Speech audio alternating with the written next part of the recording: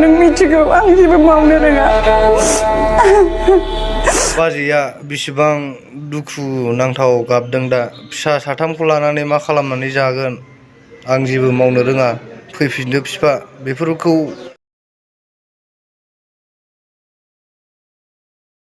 सानाखै नामा बे हौवाया मानो फिसा थासेयावबो मानो मालाय हिनजावखौ लानानै खारनांगौ बेलाय अननानै सोरबाफोर लोगो मोनोबा हमनानै दोन लोगोफोर खालि खारनाय खालि दोनखारनाय गाइसमोन नै खारलायबाय सामफ्रामबो खारनाय बे बर' हिनजाव हौवाया मा जाला जोबखो भाइराससो जाबाय भाइरास दोनखारनायनि सामफ्रामबो दोनखारनाय दिनै खिथानो रोङा दिनै दोनखाराखै होननानै दैलिक दोनखारखायो भाइरास जाबाय बियो हिनजाव दोनखारनाया गावनि फिसा थासेयावबो बा हिनजाव थासेयावबो गुबुन हिनजावखौ दोनखारनाय बा आइजोआनो बुं गावनि फिसाइ थासेयावबो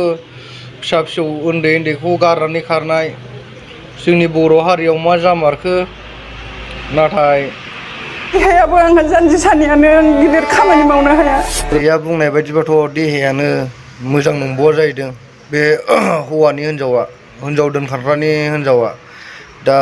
बेसेबां दुखुनांथाव बाथ्रा बियो गावनि बिसिखौनो आलाय सिलाय गारनानै खारनानै फिसा साथामखौ सोर नायगोन दा दङ गथ'फ्रा फरायनाय गोजा आं जेबो राहा गैया बिफा नों मिथिगौ आं जेबो मावनो रोङा हमनानै जेरावखि नुवा मानो लोगोफोर बिसोर सानैखौ हमनानै दोन आरो बिसिनि थंखौ आङो गामिनि नामखौ बुंला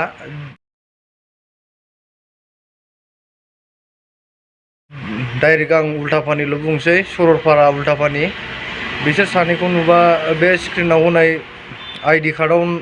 नुखागोन बिसोरखौ जेरावखि थाङा हमनानै दोन जेरावखि लोगो मोना भिडिअखौ बेखिनियावनो फोजोबनाय जाबाय लोगोफोर।